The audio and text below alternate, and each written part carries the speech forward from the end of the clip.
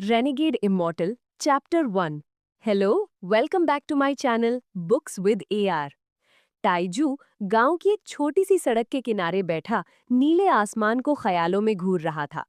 टाइजू उसका असली नाम नहीं था, लेकिन बचपन से ही उसका जिस्म कमजोर था, इसलिए उसके बाप को डर था कि वो जिंदा नहीं रह पाएगा, और इसलिए उसने उसे ये रिवायती लक़ब दे दिया। उसका असली नाम वैंग था। वैंग खानदान इस इलाके में एक बड़ा खानदान समझा जाता था, बढ़इयों का खानदान। वैंग खानदान इस इलाके में बहुत मशहूर था और उनकी लकड़ी का सामान बेचने वाली कई दुकानें थीं। टाइजू का बाप खानदान का दूसरा बेटा था। वो एक कॉन्क्यूबाइन से पैदा हुआ था, इसलिए वो खानदान का कारोबार नहीं संभाल सकता था। इसलिए शादी के बाद उसने घर छोड़ दिया और इस गांव में बस गया। ताहम उसके बाप के एक माहिर बढ़ई होने की वजह से टाइजू का खानदान काफी खुशहाल था। उन्हें खाने पीने या कपड़ों की फिक्र नहीं थी। गांव में उनकी बहुत इज्जत थी। टाइजू बचपन से ही बहुत ज़हीन था। उसे किताबें पढ़ना पसंद था और उसके पास बहुत से ख्यालात थे।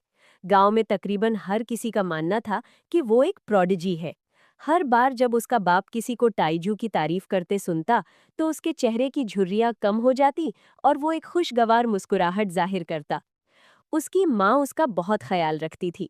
ये कहा जा सकता था कि वो अपने वालिदैन की मोहब्बत में पला बढ़ा था। वो जानता था कि उसके वालिदैन को उससे बहुत तवक्कुआत थीं। उसके हमउम्र दूसरे बच्चे खेतों में काम कर रहे थे, जबकि वो घर पर बैठा किताबें पढ़ता था। जैसे जैसे कोई ज्यादा पढ़ता है, ख्यालात कुदरती तौर पर आते हैं। वो गांव से बाहर की दुनिया को देखने के लिए तरसता था। टाइजू ने अपना सर उठाया, सड़क के आखिर में देखा, एक आह भरी, अपनी किताब बंद की, उठा और घर की तरफ चल पड़ा। उसका बाप सहन में बैठा था। एक पाइप पकड़े हुए उसने एक गहरी सांस ली और कहा, टाइजू, तुम्हारी पढ़ाई कैसी चल रही है? जैसे ही टाइजू दरवाजे से अंदर दाखिल हुआ, टाइजू ने गुजरते हुए कुछ अल्फाज बुड़बुड़ाए। उसके बाप ने अपने पाइप से राख झाड़ी, उठा और कहा, टाइजू, तुम्हें ठीक से पढ़ना होगा। अगले साल डिस्ट्रिक्ट एग्जाम है। तुम्हारा मुस्तकबिल है या नहीं, ये सब इस इम्तिहान पर मुनहसिर होगा। मेरी तरह मत बनना, जो अपनी पूरी जिंदगी एक गांव में गुजार देगा। सुनिए, आप हर रोज इस बात की शिकायत करते हैं। अगर आप मुझसे पूछें तो हमारा टाइजू यकीनन इम्तिहान पास कर लेगा। टाइजू की माँ कुछ खाना ले आई और उसे मेज पर रख दिया। उसने दोनों को आकर खाने का इशारा किया। टाइजू ने एक आवाज के साथ जवाब दिया, फिर बैठ गया और लापरवाही से कुछ निवाले खाए। उसकी माँ ने उसे मोहब्बत से देखा और उसे मीट के कुछ टुकड़े दिए जो वहां थे। डैड, क्या फोर्थ अंकल पहुंचने वाले हैं? टाइजू ने अपना सर उठाते हुए पूछा। वक्त का हिसाब लगाया जाए तो उन्हें इन्हीं अगले कुछ दिनों में यहाँ होना चाहिए। तुम्हारे फोर्थ अंकल तुम्हारे बाप से ज्यादा कामयाब हैं। सुनो टाइजू की माँ, क्या फोर्थ अंकल के लिए तैयार किए गए पहाड़ी खाने पैक कर दिए गए हैं? जिस लम्हे टाइजू के बाप ने फोर्थ अंकल का जिक्र किया, उसके चेहरे पर उदासी की झलक थी। उसकी माँ ने सर हिलाया और जज्बाती होकर कहा, टाइजू, तुम्हारे फोर्थ अंकल बहुत अच्छे शख्स हैं। इन पिछले कुछ सालों में ये सब उन्हीं की बदौलत था कि तुम्हारे बाप के वुड कार्विंग्स अच्छी कीमत पर बिकते रहे। अगर तुम कामयाबी हासिल करने के काबिल हो जाओ तो अपने फोर्थ अंकल का एहसान चुकाना मत भूलना। जैसे ही टाइजू की माँ बात कर रही थी, दरवाजे के बाहर घोड़े की आवाज सुनाई दी। घोड़े गाड़ी की आवाज के साथ एक खुली हंसी सुनाई दी। सेकंड ब्रदर, दरवाजा खोलो। टाइजू हैरान था। वो फौरन मेन गेट खोलने के लिए भागा। उसने बाहर एक मजबूत दरमियानी उम्र के आदमी को रोशन आंखों के साथ खड़ा देखा। उसने टाइजू का नाम पुकारा, हंसा और टाइजू के सर पर हाथ फेरा। मुस्कुराते हुए उसने कहा, टाइजू, मैंने तुम्हें सिर्फ आधे साल से नहीं देखा और तुम दोबारा लंबे हो गए हो। टाइजू के वालिदैन फौरन खड़े हो गए। उसके बाप ने मुस्कुराते हुए कहा, फोर्थ ब्रदर, मैं समझ गया था कि ये आपके पहुंचने का वक्त है। जल्दी अंदर आएं। टाइजू, तुमने अब तक अपने फोर्थ अंकल के लिए कुर्सी क्यों नहीं ली? टाइजू खुशी से राजी हो गया। वो तेजी से वापस घर में गया, एक कुर्सी निकाली और उसे खाने की मेज के पास रख दिया। उसने एहतियात से उसे अपनी आस्तीनों से साफ किया, जबकि वो उम्मीद भरी नजरों से दरमियानी उम्र के आदमी को देख रहा था। दरमियानी उम्र के आदमी ने उसकी तरफ आंख मारी और मजाक में कहा, टाइजू, तुम इतने मेहनती कब से हो गए हो? मुझे याद है आखिरी बार जब मैं यहाँ था तो ऐसे नहीं थे। टाइजू के बाप ने टाइजू को देखा और कहा, ये छोटा शैतान बस यही पूछ रहा था कि आप कब पहुंचेंगे। दरमियानी उम्र के आदमी ने ताइजू को शर्माते हुए देखा और हंसते हुए कहा, ताइजू, तुम्हारे फोर्थ अंकल ने तुमसे किया गया वादा नहीं भूला। बोलना खत्म करने के बाद उसने 2 किताबें निकाली और उन्हें मेज पर रख दिया। ताइजू ने खुशी से नारा लगाया, फिर किताबों के सफ़े पलटे। वो अपनी खुशी को बमुश्किल दबा रहा था। ताइजू की माँ ने मेहरबानी से अपने बेटे को देखा और दरमियानी उम्र के आदमी से कहा, फोर्थ ब्रदर, आपके बड़े भाई हमेशा आपके बारे में सोचते रहते हैं। इस बार आपको कुछ दिन रुकना चाहिए। दरमियानी उम्र के आदमी ने अपना सर हिलाया और कहा, सेकंड सिस्टर इन लॉ, इन दिनों खानदान में बहुत से मामला तय करने हैं। मुझे कल सुबह सवेरे घर जाना होगा। इस मसरूफ वक्त के बाद मैं वापस आकर आप लोगों से मिलूंगा। उसने अपने दूसरे भाई को अफसोस भरी नजर से देखा। ताइजू के बाप ने आह भरी और कहा, मेरी बीवी की बात मत सुनो। कल ठीक से सामान पैक कर लेना। खानदान के मामले ज्यादा अहम हैं। हम अगली बार मिल सकते हैं। दरमियानी उम्र के आदमी ने ताइजू के बाप को देखा और पूछा, सेकंड ब्रदर, ताइजू 15 साल का है ना? ताइचू के बाप ने सर हिलाया और कहा, इस साल के बाद ये छोटा शैतान 16 साल का होने वाला है। पलक झपकने में 10 साल से ज्यादा का वक्त तेजी से गुजर गया है। उसने अपने बेटे को शफकत से देखा। दरमियानी उम्र के आदमी ने कुछ देर सोचा और संजीदा लहजे में कहा, second brother, second sister in law, मुझे आपको कुछ बताना है। हैंग यूए सेक्ट डिसाइपल्स को कबूल कर रहा है।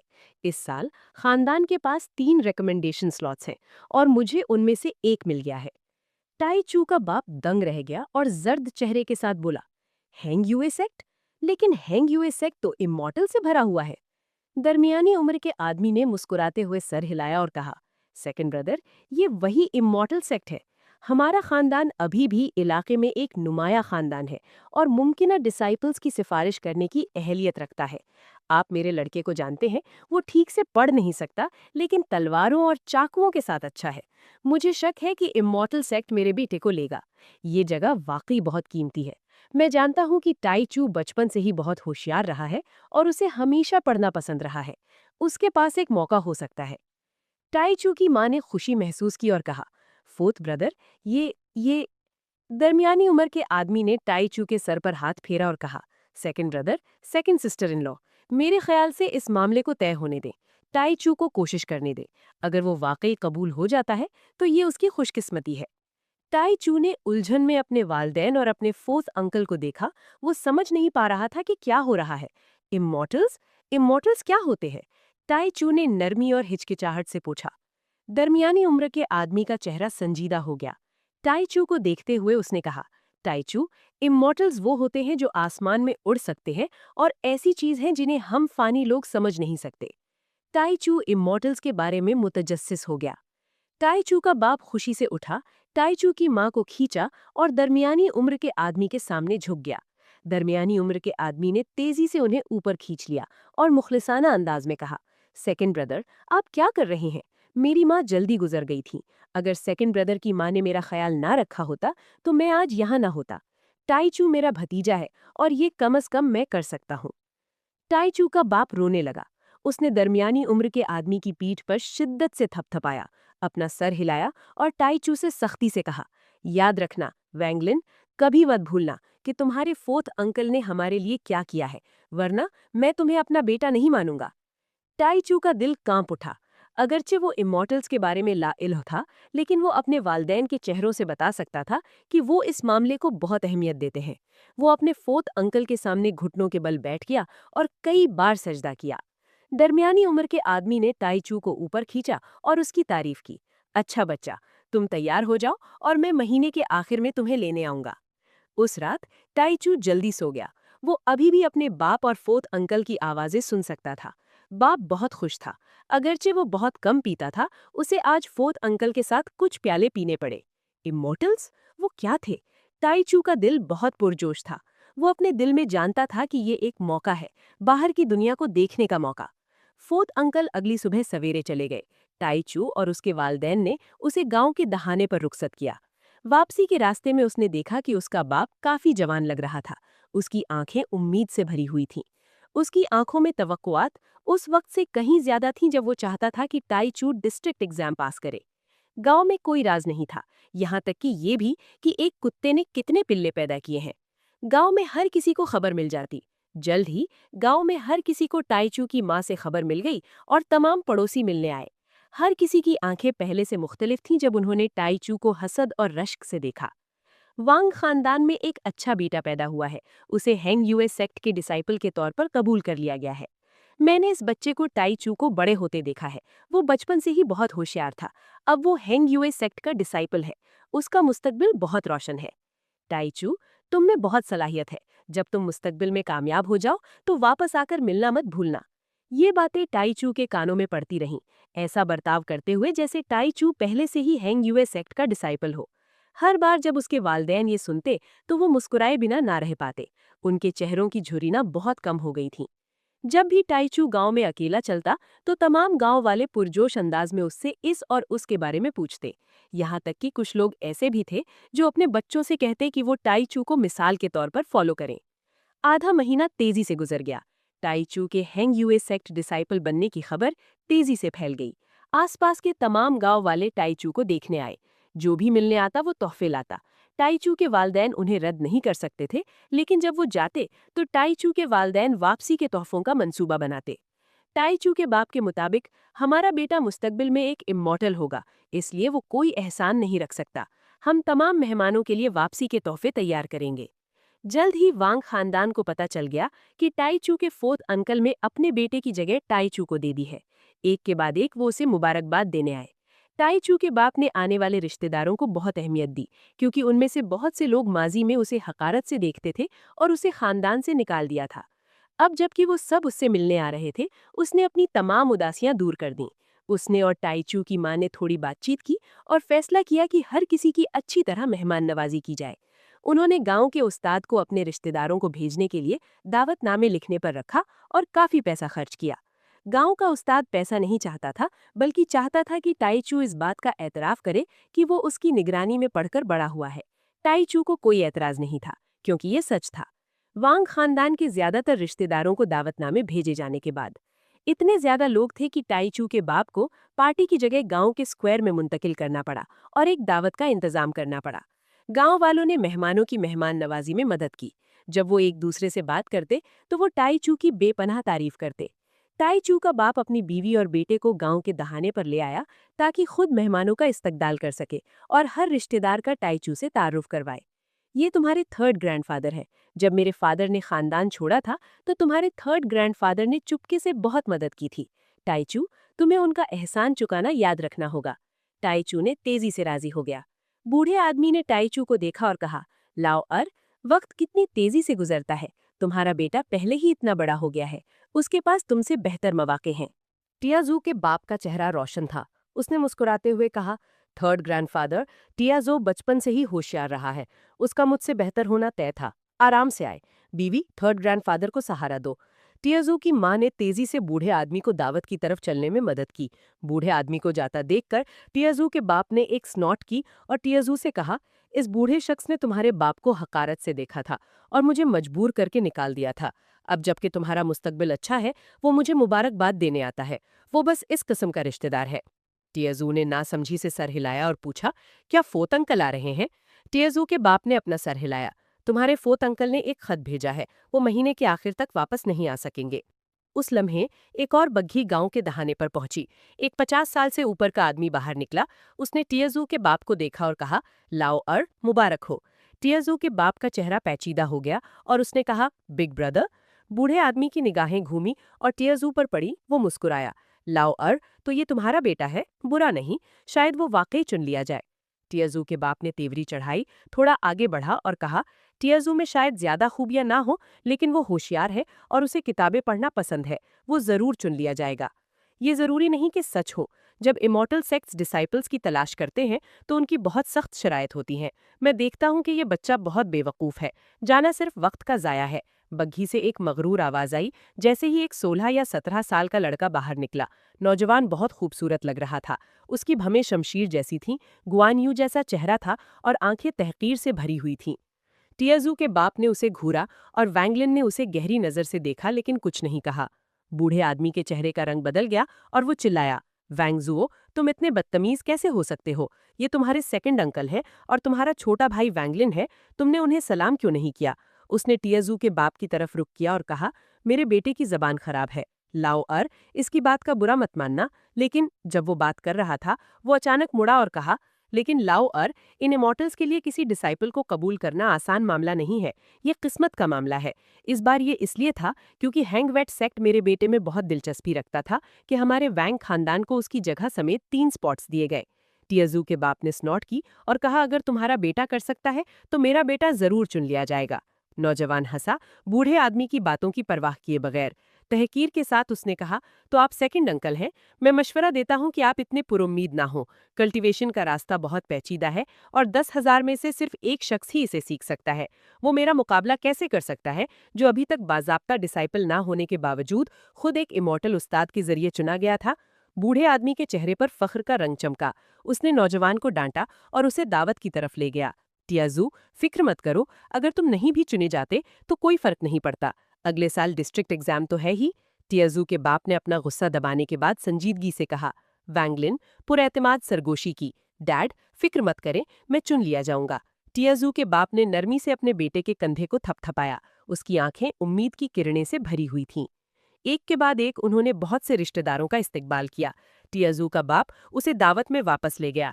उनके सामने जश्न मनाते लोगों का एक पुररौनक मंजर था। टियाजू ने पुकारा, मेरे प्यारे रिश्तेदारों, मेरे गांव वालों, मैं वैंग तियानश्वी कोई बहुत पढ़ा लिखा आदमी नहीं हूं और मेरे पास कहने के लिए ज्यादा कुछ नहीं है। लेकिन आज मैं बहुत खुश हूं क्योंकि मेरे बेटे के पास हैंगवेट सेक्ट डिसाइपल बनने का मौका है। ये मेरी जिंदगी का सबसे खुशी का लम्हा है। मैं मजीद कुछ नहीं कहूंगा, लेकिन यहाँ आने के लिए आप सबका शुक्रिया। उसने अपना प्याला उठाया और उसमें मौजूद शराब पी ली। लाओ अर, तुम्हारा बेटा बचपन से ही बहुत होशियार रहा है। वो जरूर वैंगजुओ के बेटे की तरह चुन लिया जाएगा और एक इमॉर्टल बनेगा। सेकंड ब्रदर, टियाजू जैसा बेटा पाकर आपकी जिंदगी जाया नहीं हुई। मुस्तकबिल में आपको सिर्फ इस अच्छी किस्मत का लुत्फ उठाने का इंतजार करना है। टियाजू, तुम्हें अपने बाप का सर फख्र से बुलंद करना होगा। इस बार चाहे कुछ भी हो, तुम्हें हैंगवेट सेक्ट में दाखिल होना ही होगा। हर तरफ बहुत से रोशन मनाजिर थे। जश्न की आवाजें हर तरफ से आ रही थीं, लेकिन बहुत से लोग ऐसे भी थे, जैसे वैंगजुओ का बाप, जो बज़ाहिर मुबारकबाद दे रहे थे, लेकिन अपने दिल में हमेशा से अपने भाई और अपने भाई के बेटे को हकारत से देखता था। उसने अपने बेटे को देखा और फिर टियाजू को देखा। उसे बहुत नागवारी महसूस हुई। फोर्थ अंकल के आमाल उसकी तवक्कुआत से बाहर थे, लेकिन चूंकि इमॉर्टल्स अंधे नहीं थे, इसलिए टियाजू के चुने जाने का कोई इम्कान नहीं था। लोग एक एक करके गुजर गए। टियाजू का बाप टियाजू को एक मेज से दूसरी मेज तक ले गया ताकि वो टोस्ट दे सके और मुख्तलिफ नामालूम रिश्तेदारों का उससे तारुफ करवा सके। आज टियाजू के बाप ने बहुत शराब पी। उसे पहले कभी इतनी इज्जत नहीं दी गई थी। दावत देर रात तक जारी रही और हर कोई अपने घरों को जाने लगा। जाने से पहले और अभी भी तहकीर के इजहार के साथ वैंगजुओ ने, जब किसी ने नोटिस नहीं किया, टियाजू को सरगोशी की। छोटे बेवकूफ, तुम नहीं चुने जाओगे, तुम में अहलियत नहीं है। वो अपने बाप के साथ चला गया जब उसने तहकीर से भरी मुस्कुराहट दिखाई। घर वापस आने के बाद टियाजू अपने बिस्तर पर लेट गया। उसने चुपके से अपने दिल में फैसला किया कि चाहे कुछ भी हो, उसे चुन लिया जाना चाहिए। आधा महीना तेजी से गुजर गया। आज टियाजू के फोर्थ अंकल एक बग्घी में आए। टियाजू के वालिदैन ने तेजी से उनका अंदर इस्तकबाल किया। दरमियाने उम्र के आदमी ने अपना चेहरा धोया और जल्दी से कहा, second brother, second in law, मैं इस बार ज्यादा देर नहीं रुक सकता। मैं टियाजू को ले जा रहा हूँ। हैंगवेट सेक्ट कल सुबह सवेरे मुमकिना डिसाइपल्स को लेने आएगा। टियाजू का बाप दंग रह गया। उसके चेहरे पर उदासी की झलक नमूदार हुई। उसने मजबूती से कहा, ठीक है टियाजू, अपने फोर्थ अंकल के पीछे जाओ। अगर तुम चुने जाते हो तो हैंगवेट सेक्ट में फर्माबरदारी से पढ़ना। ताहम अगर तुम नहीं चुने जाते तो फिक्र मत करना और वापस घर आ जाना। टियाजू अपने वालिदैन को छोड़ना नहीं चाहता था। भारी दिल से सर हिलाया। उसकी माँ ने कमरे से एक पार्सल निकाला और प्यार से कहा, टियाजू, अपने फोर्थ अंकल की बात सुनना और कोई मुसीबत खड़ी मत करना। बाहर की दुनिया घर जैसी नहीं होती। तुम में सब्र होना चाहिए। माँ ने तुम्हारे लिए कुछ नए कपड़े तैयार किए हैं।